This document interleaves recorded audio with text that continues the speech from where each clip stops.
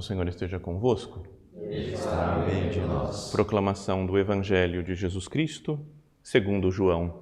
Glória a vós, Senhor. No primeiro dia da semana, Maria Madalena foi ao túmulo de Jesus, bem de madrugada, quando ainda estava escuro, e viu que a pedra tinha sido retirada do túmulo. Então ela saiu correndo e foi encontrar Simão Pedro e o outro discípulo, aquele que Jesus amava, e lhes disse: Tiraram o Senhor do túmulo e não sabemos onde o colocaram. Saíram então Pedro e o outro discípulo e foram ao túmulo. Os dois corriam juntos, mas o outro discípulo correu mais depressa que Pedro e chegou primeiro ao túmulo. Olhando para dentro, viu as faixas de linho no chão, mas não entrou. Chegou também Simão Pedro, que vinha correndo atrás, e entrou no túmulo. Viu as faixas de linho deitadas no chão e o pano que tinha estado sobre a cabeça de Jesus, não posto com as faixas, mas enrolado num lugar à parte. Então entrou também o outro discípulo que tinha chegado primeiro ao túmulo. Ele viu e acreditou. De fato, eles ainda não tinham compreendido a Escritura, segundo a qual ele devia ressuscitar dos mortos. Palavra da salvação. Glória a vós, Senhor. Podem-se sentar um momentinho. Hoje celebramos essa grande festa, a grande solenidade do ano, da Páscoa do Senhor, como já tínhamos dito, e como já muitos participamos ontem à noite, já da missa da Vigília Pascal. E o que eu queria comentar hoje é que cada um dos evangelistas, Mateus, Marcos, Lucas e João, cada um deles tem um estilo, um modo de contar essa cena da ressurreição do Senhor.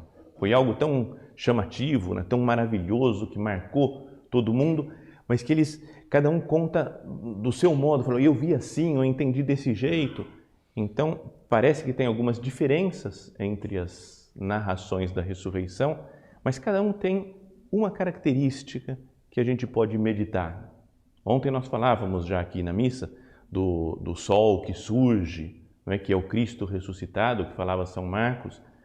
E uma característica do Evangelho de São João, que é esse que a gente leu agora, já falei isso alguma outra vez em outras homilias, mas é o verbo ver.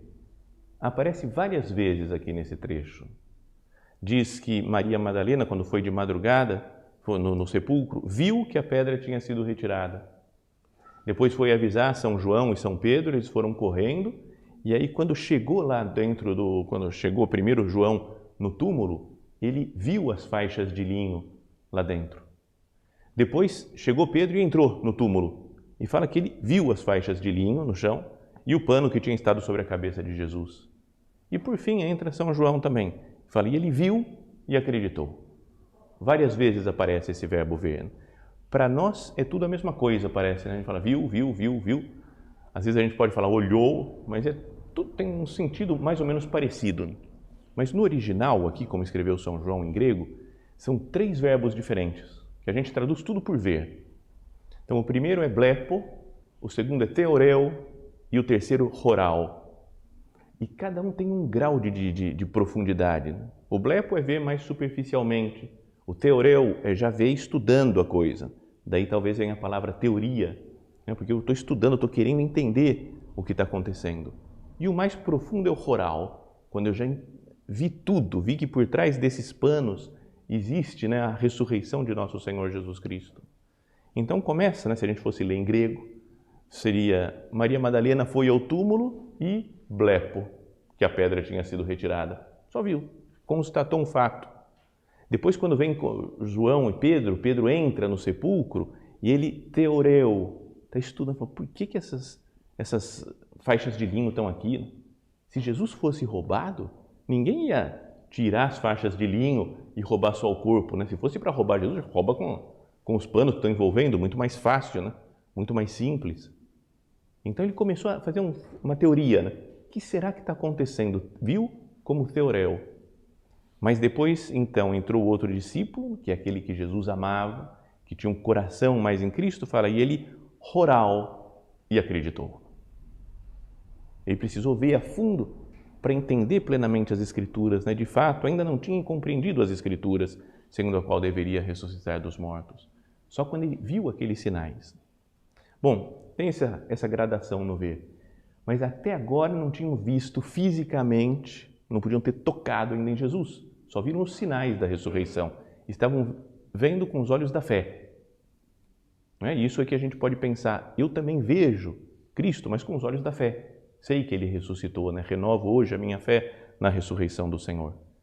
Mas se a gente continuasse o Evangelho, vai falar que Jesus apareceu para Maria Madalena, que apareceu para os apóstolos, que apareceu para Tomé e falou, pode tocar em mim. Aí, digamos, nem era necessário mais fé, porque é uma visão física, material, que falou, Jesus de fato ressuscitou.